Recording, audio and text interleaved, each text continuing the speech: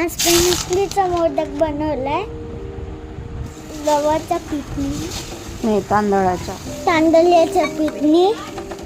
आणि आई खूप चांगला मोदक बनवती. आणि थोडे वेळ झाकून ठेवलं, मग काढलं, मग त्याचे मोदक बनवून आले. आणि थोडेसे मोदक मी पण बनवलं होतं, एक छोटा मोदक. तो बाबांनी लगेच खाल्ला, पण आईला खाऊ नाही दिला. मी दुसरा बनवून ह्यावेळेस. आणि हे बघा आईने काय टाकलं, गुळ. आता मिक्स आणि खोबरं आणि इलायची पावडर आणि कंडेन्स मिल्क आणि मिक्स केलं. आणि ते मिक्स केलं. आणि हे बघा मोदकचं शेप देते माझे बाबा.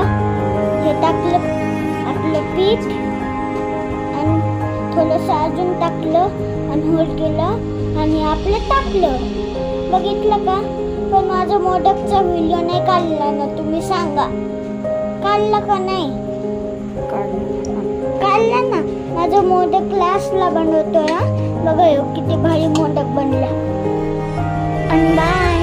तुम्हाला व्हिडिओ चांगला वाटला तर लाईक चांगले आहे. आता पण उकळी घ्यायची. आणि हे बघा माझा मोदक ठेवलाय दिसला छोटासा. आता यांना उकळून घेतलं. आणि हे बघा, पण माझा मोदक बाबांनी खाल्लाय, दिसणार नाही. तो खाल्लाय ना.